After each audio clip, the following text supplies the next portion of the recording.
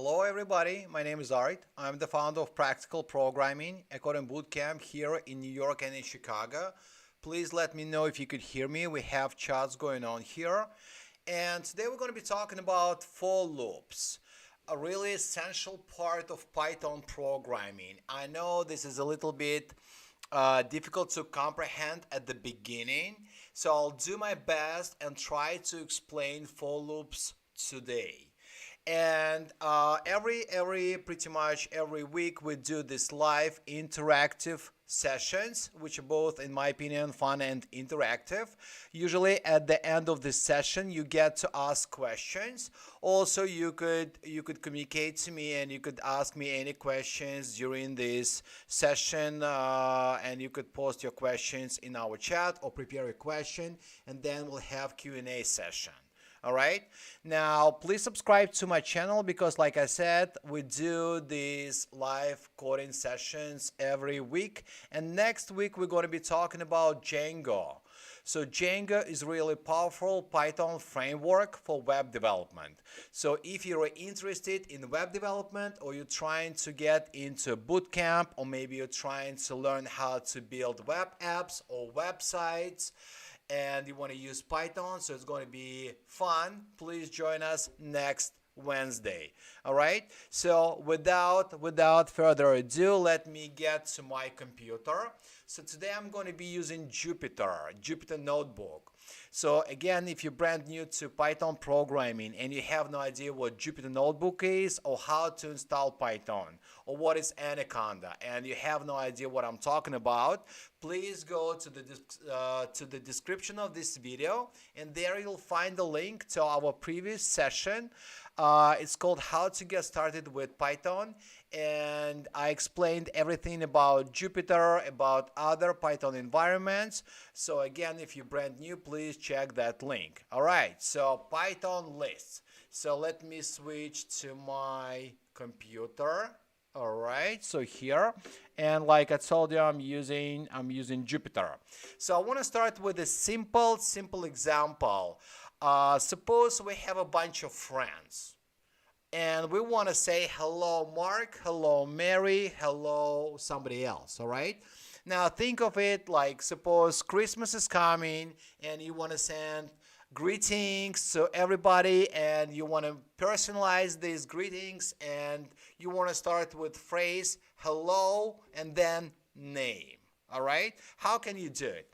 All right, so first thing first, let's create a list. And by the way, if you're again brand new to Python programming, so last week we did the session on lists. Please check. You'll find the link in the description to this video.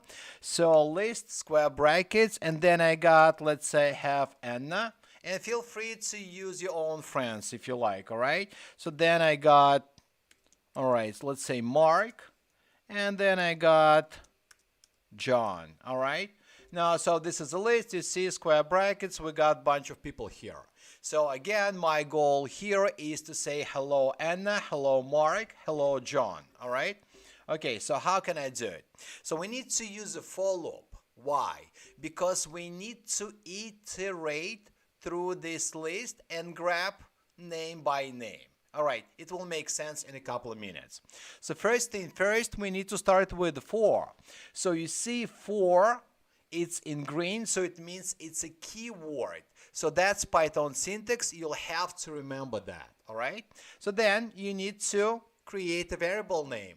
Like any name will do, like anything. So let me call it var. So for variable. All right. Now then in, and again in, you see it's in green, so it's a keyword. So you'll have to remember it. In friends. Right? And let me do this plural, friends, and then it's going to be friends. So friends makes more sense. So then colon, and like colon kind of means action. So do something, colon. All right. Every time we use colon, we need to indent our code.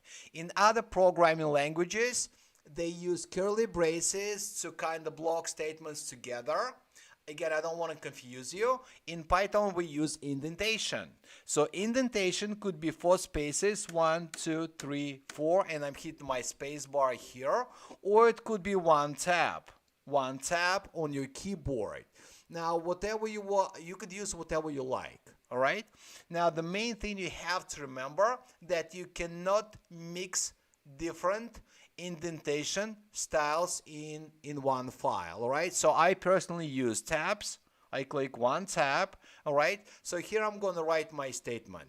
So I'm going to do print something simple, and then what I'm going to do hello and var. So let me run it, and now you see what just happened. We got hello Anna, hello Mark, hello John. Okay, so let me explain you what just happened one more time. So, for loop, what it does, it goes through this list, grabs value by value. So it iterates, it grabs value by value, and then it assigns each value to this variable name. All right. Now, this is the most confusing part. So people always ask me this question: how come online most of the time people would use just I?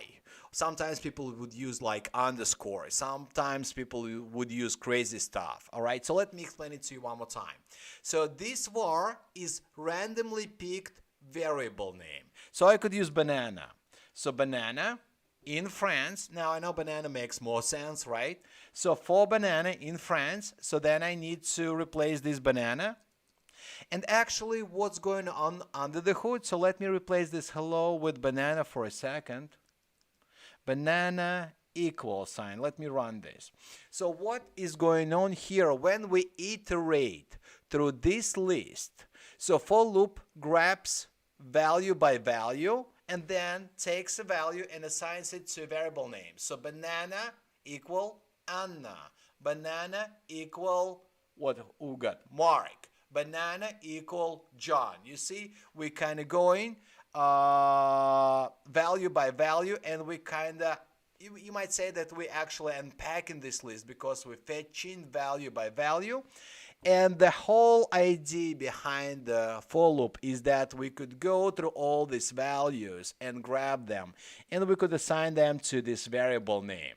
So this variable name could be anything. Could be banana, could be name, could be var, could be x, could be I, whatever you like, right? And under the hood, it does this thing. It actually defines that banana as Anna, as Mark, as John, like step by step. So literally under the hood it goes like banana equal and then bam value. So for example, if I print banana here, and please take a look that this indentation creates a scope of the for loop. So I'm printing banana outside of the scope of the for loop, and I'll get back to this topic in a second, but for now let's run banana. So banana is holding John. Why John? Because John is the last value that was assigned to that variable name. All right? And you might say, hey, banana is kind of cool, but it's probably confusing. It's confusing. So the only reason why I use banana, just to show that you could use pretty much anything, right? Now, for, you have to remember that. That's a keyword. That's a syntax. In, you also have to remember that. Friends defined here as a list. All right? And then colon means action, so do something.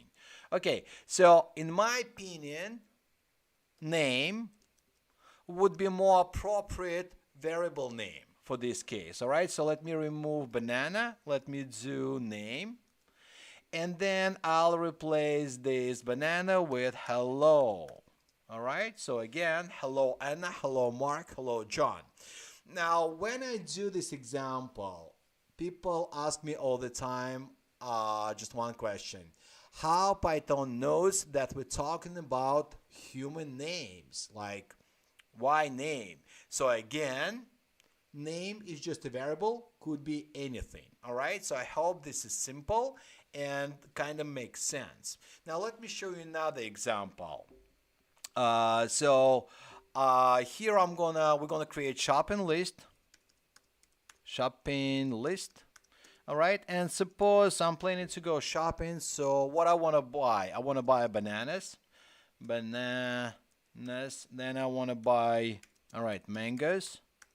And then I want to buy mangoes. All right, and then I want to buy, let's say, apples. All right, so that's my shopping list. So what I want to do, I want to say, do not forget to buy apples, do not forget to buy bananas, do not forget to buy something else, right?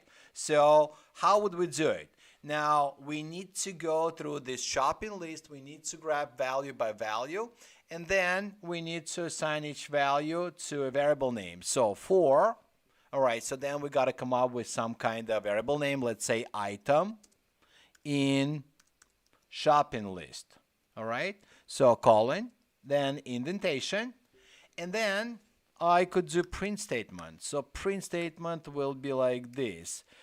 Do not forget to, all right, get, and then we could make it like really nice. We could use format, so you could place these curly braces here, and I could use format.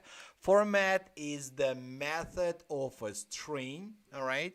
And I could place here item, all right? And now you see I have do not forget to get bananas, do not forget to buy mangoes, do not forget to get apples. Okay.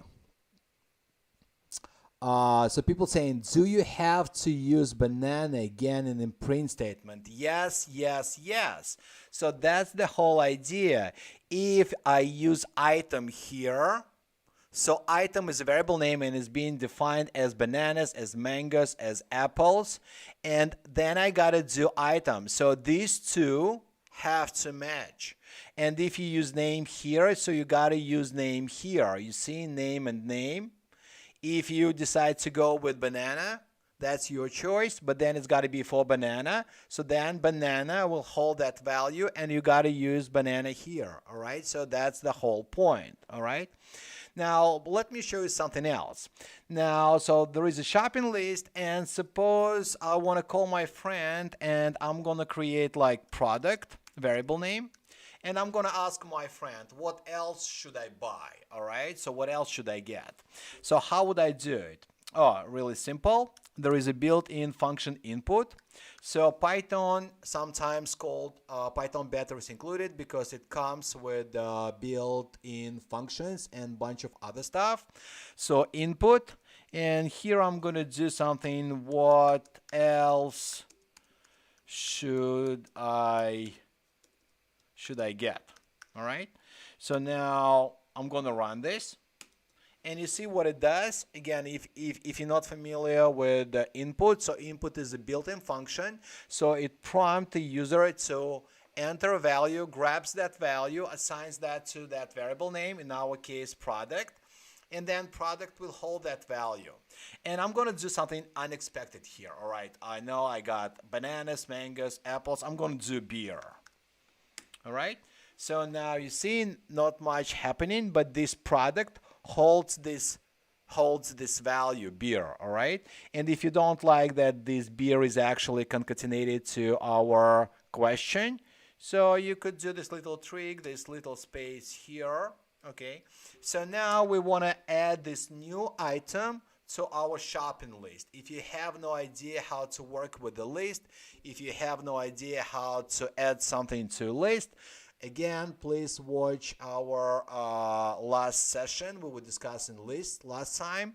All right, so we want to append this to shopping list. So shopping list append, and append is a built-in method of a list. All right, so it comes from the list. That's why I do dot append. All right, and I'll pass here product.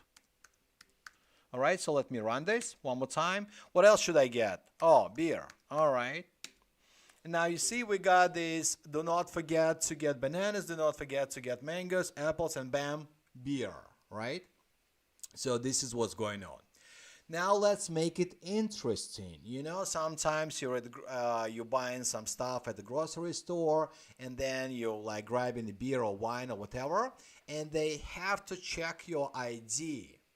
And yeah, all these people, like this people at counter, they usually kind of like tight, and they have this reminder right on the screen.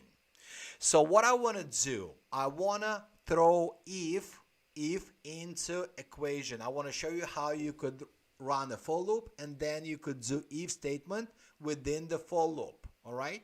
So for example, if we see beer in the list, then we have to raise a question. Are you old enough to buy a beer? All right. So how can we do it? Now you see here we have indentation, so it means that everything that we have within the scope of this for loop will be printed how many times? As many times as many items we have in the list. Why? Because for loop is a definite loop. So we know for sure how many times it will iterate. It will iterate as many times as many items you have in the list. So in this case, we got 3 plus 1 more, so 4. So whatever I write here within the scope of the for loop, it will be printed 4 times. All right.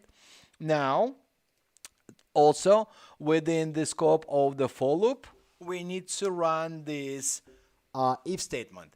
And I want to make it a little bit confusing at the beginning, so that's why I want to squeeze that if statement into line 5 right here. So I'm going to do if item. And now if you're a complete beginner to Python, this syntax a little bit confusing. Double equal sign is a comparison operator. It's pretty much like comparing if 2 times 2 is 4, right? So now when we use single equal sign, we are assigning the value, like x equal 7, like product equal beer or banana or whatever, right? Now when we do double equal sign, that's a comparison operator. We want to check if value of item actually equals beer. All right. So now if that's the case, and you see here I use this colon also. So if, and it's kind of action. So it means if whatever I have here on line 5 is true, so then we want to print, we want to have another print statement here. And we want to say like, are you old to buy beer? All right. So something like this. Now you see, now you might say, hey, this is confusing. Like, how come we have indentation here? So we have indentation here because are you old to buy beer is a part of if statement. So this line 6 will be printed only if line 5 returns true. If that's true, then you're going to say, are you old enough for beer? Now, although print statement on line 7 is under if statement, but you see it's within the scope of the for loop. So no matter what, we will see this print statement. Why? Because although it's under if, it's still within the scope. Same indentation here. All right, so let me run it and it will make sense. Okay. What else should I get? Beer. All right. So now you see, don't forget to buy bananas, don't forget to buy mangoes, apples, don't forget to buy beer. And bam, are you old enough to buy beer? And then I'm going to say yes. And do not forget to get that beer. All right. So you see now, so for example, let me run it one more time. And this time, instead of beer, I'm going to do bread or something else. And also, if you're following along, please make sure that when you enter beer or whatever, it's going to be the same, it's going to be with a capital B. All right. So otherwise, it won't work. So let me run this one more time. Let's say, what else should I get? Bread. We still got that beer. Why? Because let me concatenate these two. All right, so now let me rerun this. So the reason why we still got that are you old enough to buy beer? Why? Because list is mutable. If you don't know what mutability is, what I'm telling you, please go to the description of this video. Last week we did a session on lists, all right, and please subscribe to my channel so you won't miss a thing. All right, so now let me rerun this. And what else should I get? Bread. Now you see, now we don't see this print statement. Why? Because there is no beer, nobody's buying beer. All right, so that's why we don't have that stuff, and we just like we get in this print statement. So the point I'm trying to make is that although this print statement under this if statement, it still will be printed as many times as many items we have in a list. Why? Because it's within the scope of the for loop. All right, so technically it's under for loop because indentation here the same. So now if I accidentally move it here, so then we won't see anything unless we have a beer. So let me show you what I mean. So what do you want to buy? Bread. All right, so now you see nothing's going on. Why? Because this print statement now within the scope of if statement, and this print statement on line 9 will be executed only if beer comes up. All right, so if we don't see beer, so we won't see that print statement. Now also if I take this here and if I do bread again, now you see we just get the stuff printed once. Why?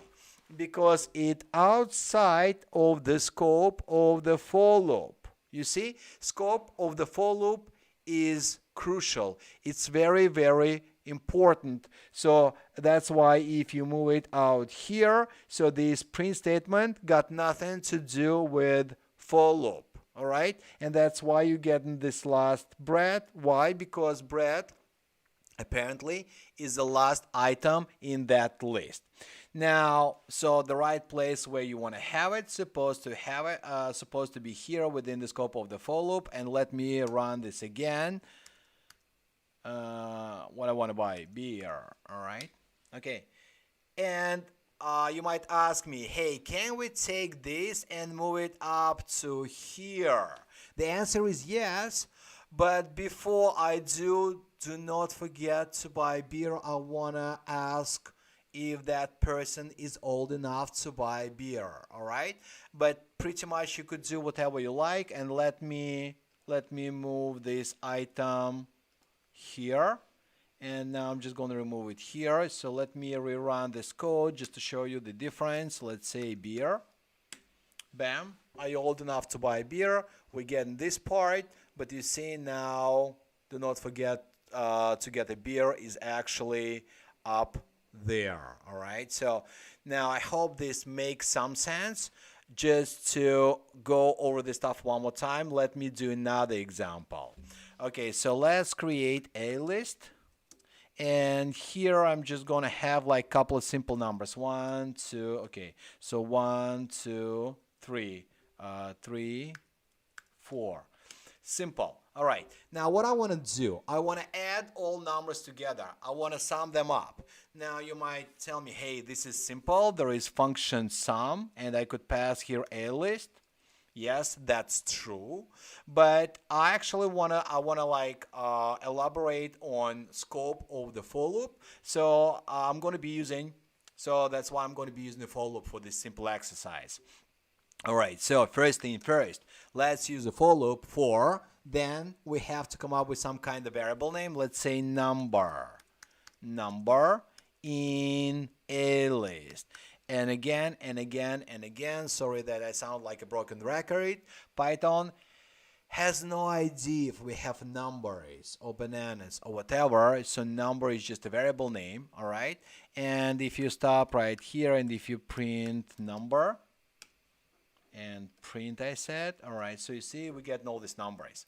So now we want to add them together. And for that, we need to create this placeholder variable, total. And at the beginning, total is 0. Why do we need total? Because we need some kind of placeholder.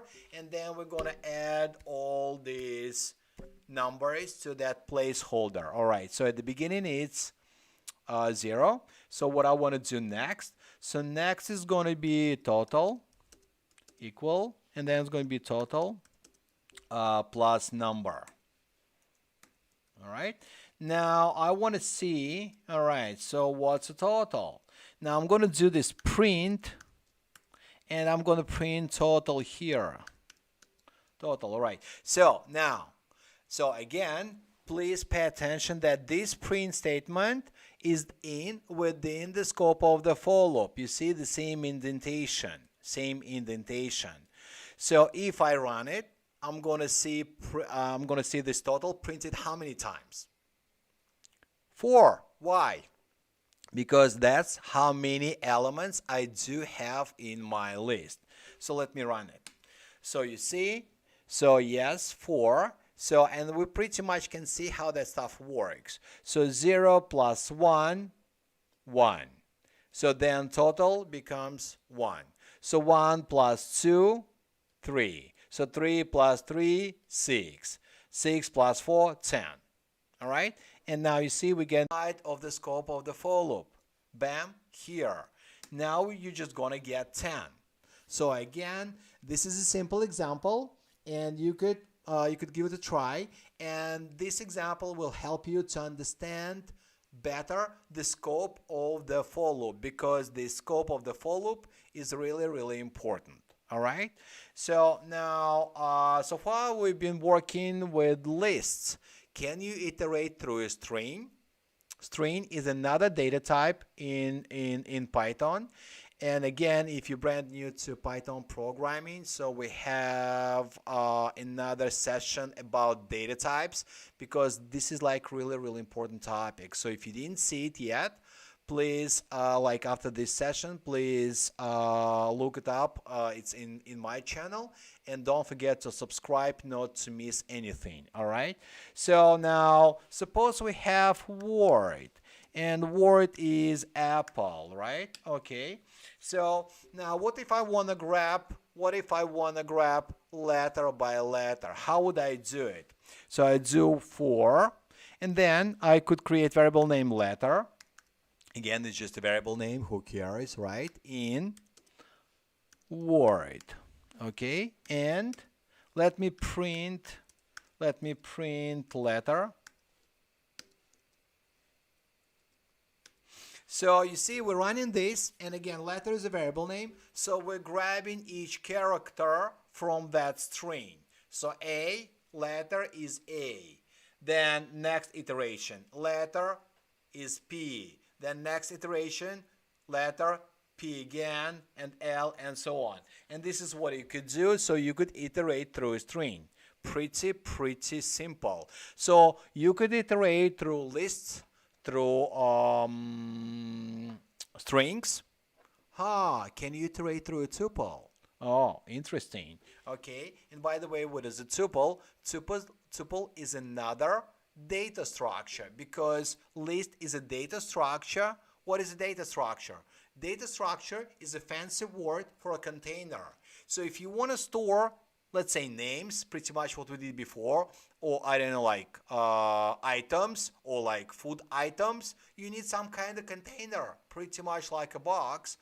Now, opposite of list, there is tuple. So I don't want to get like into detail, because that's completely different topic, but tuple is immutable and list is mutable. And by the way, if you're planning to get a job as a junior Python developer, please be ready to answer that question. That question will pop up during the job interview 99.9%. When you're going to get to list, They're going to ask you if list is mutable or immutable, and they also would expect you to know what tuple is. All right, I'm not going to get too much into details, but we could do the same stuff. So we could do for I in, and then I'm going to create tuple, let's say 1, 2, 3. And you see the main difference between tuple and a list. Here I use round brackets, so it makes it tuple. All right, so let me print I. And yes, you could also iterate through a tuple, although it's immutable. So some people think, oh, if it's immutable, then you cannot iterate through that tuple. Yes, you can. Okay, before we get to questions, let me show you one more thing. Most of the time, for loop used with the function range. So there is a built-in function range. And by the way, if you have no idea how to use range and you have no idea what I'm talking about, so there is function help in Python, and here you could pass range, and if you run it, it will give you definition of that function range. So let's take a look what they're saying. So they're saying range takes at least one argument, stop, but you could pass 3 arguments: start, stop, step. Step is optional, by the way. I'll talk about step a little bit later. Now let's take a look. So what it does. So range return an object that produces a sequence of integers. Oh, boring. So what range does, it just generates a range of numbers. Now suppose I want to get numbers from 1 to 10. So then I could use range to generate these numbers. All right. So okay.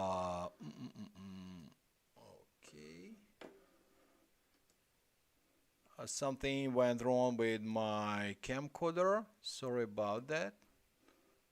Not sure what's going on, but that is okay. So let me try to switch to. Okay, so now it's working fine. I hope you could hear me. Please let me know if you could still hear me. All right. So my camcorder died on me. Please let me know if you could hear me. I'm sorry about this, but this is live show. All right. Okay. So let me show you range. So here what we could do for number in range. And as we can see, range takes at least one argument. So if I pass just, let's say, 10, and if I print number, let's see what's going to happen then. So if I print this, I'm going to get range of numbers. I'm going to get 0. Why 0? Because 0 is always a start. And we get 9. Why we get 9? We wanted to get 10. This is simple because, again, if you run help on range, now you see what it says, stop exclusive. So stop is not included, right? So that's the nature of range. That's how range works, okay? So what is going on here? So for number in range, and we get 0, 1 to 10, so we get 10 numbers. But maybe it's important for me to start at 1 and to see 10. So if that's what I want to do, so then I need to provide argument for start. So I want to start at 1. And then I need to increase 10 by 1. Why? Because stop is excluded. So if I want to see 10, then I got to use 11. So if I run this right now, you see we get this range of numbers, 1, 2, 3, 4, 5, 10. So that's what range does. It generates a range of numbers. And here also you could see that we get all these numbers, okay? Now, what if I want to reverse that order? So what if I want to go backwards? What if I want to start at 10 and I want to go all the way to 1? So then I need to use 10 as my starting point here, all right? And then I need to use 0 as stop because I'm going from 10 to 0, and I need to use negative step. So this is where step comes into play. So step was quietly sitting there and didn't do anything, but now if you want to reverse it, so then you gotta do -1, and if you run it, so now you see we're going from 10 to 1. Okay? And for some reason, I'm not sure what's going on, but it looks like my stream's a little bit down. So maybe there is a problem with the internet connection. Please let me know if you can see everything, if video is still going, if you could see my screen. I could say yes or no. And because it looks like, all right, I hope you could still see me. All right, now how can we use this in real life? So in real life, what we could do, we could use function len, and let me remind you that we have this word, and word is still apple, okay? And apple has exactly 5 characters, Now, there is a built-in function len.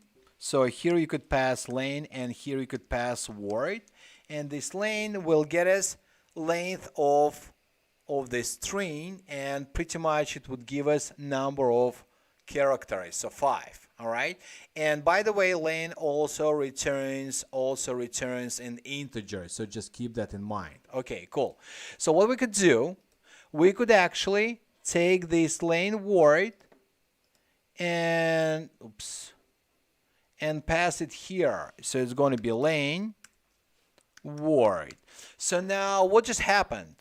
So now len word returns 5. Why 5? Because here we got 1, 2, 3, 4, 5. All right, cool. So, and remember, range requires at least one argument, and which is 5. So if I run this right now, what I'm going to get? I'm going to get 0, 1, 2, 3, 4. Why? Because by default, remember, we always start at 0, and we're going to, so if this is 5, we're not getting 5 because stop is excluded. All right, cool. Now, how can we use it? In my last video, I was talking about indexing. So let me show you what I mean. So for example, this is word, and word is a variable that holds that string. I could fetch first letter by index 0. Oh, okay. So then I could fetch second letter by 1. Oh, okay. Then 2 get me another P, and then 3 will get me L, and so on. So instead of doing this manually, I could actually do it within the for loop. So that's why I needed that range in the first place. Okay, and you see how convenient. We got 0, 1, 2, 3, 4. And so then here I could do word, and I could pass here what? Number. So this number actually becomes an index, right? So you see, this is 0, this is 1, this is 1, this is, so this is 2, this is 3, this is 4. That's what we get in here.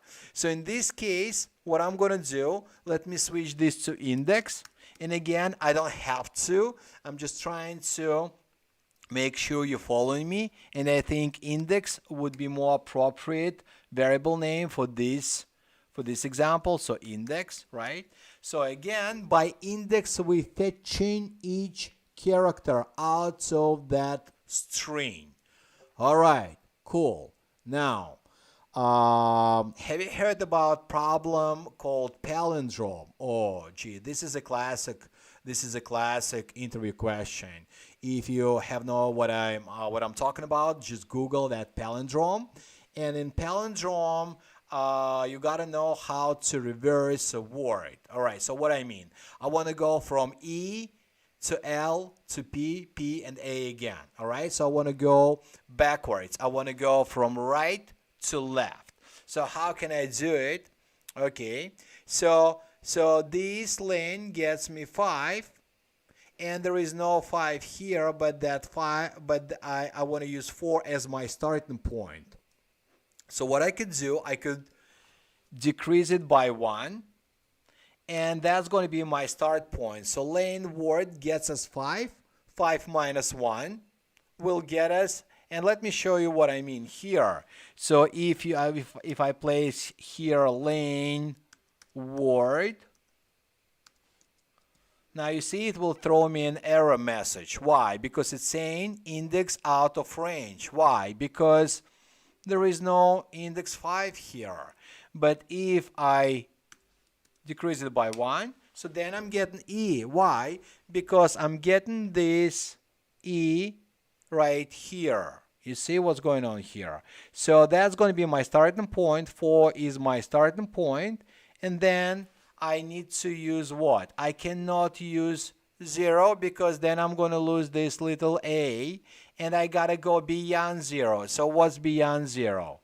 Minus 1. And then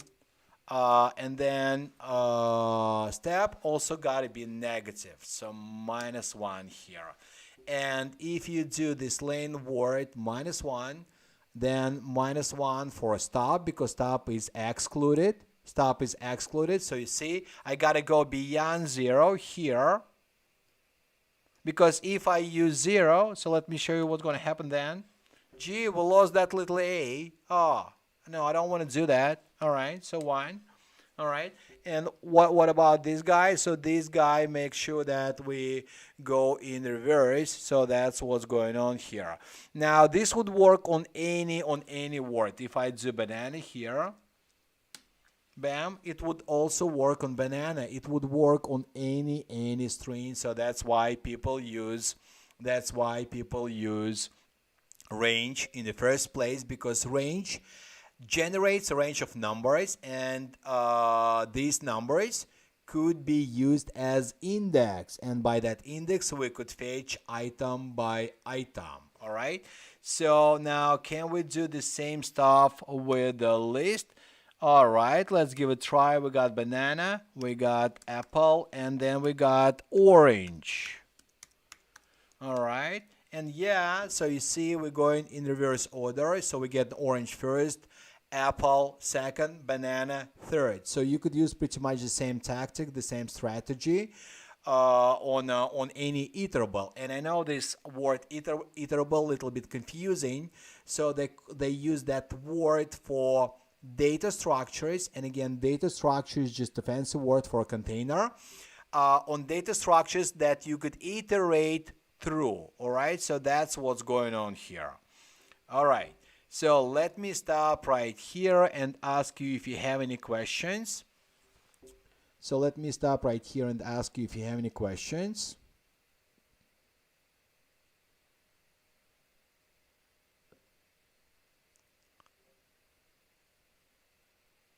If you don't have any questions now, you could actually send me a question later. You know where to find me, or you could actually just comment this video and I'll try to get back to you.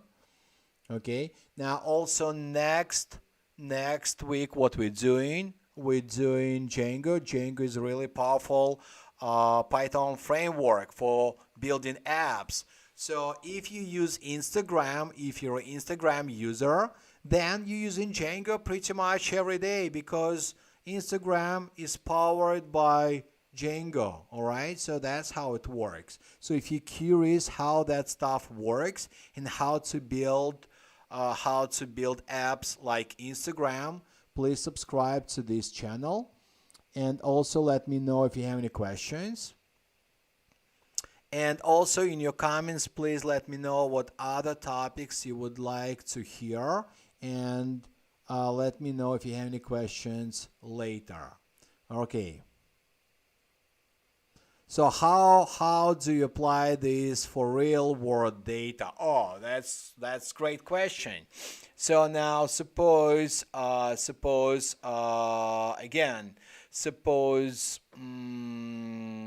we have maybe people here. So we have Mark, and then we have Anna, and then we have John. All right, so we got these people. Now let's just do them in order. All right, so now you see we have this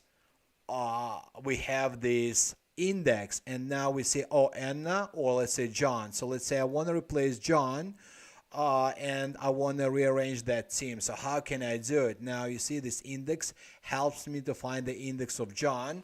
So if for some reason I want to replace John with another guy, so how can I do it? So since word now is list, I could do word, and then I could use this index too, and I could reassign a value, and I could do, I don't know, like art. All right, so if I run it, if I want to see who I'm got now in my list, you see I have replaced that John with art. How was that possible? I had to know that index. So this is just one simple example, but believe me, in real life, all the time, you need to know an index of item. All right, so that's just one simple example. All right, guys. To break apart word 1, I'm not sure what you're talking about. How can we break apart word 1? So what exactly do you mean?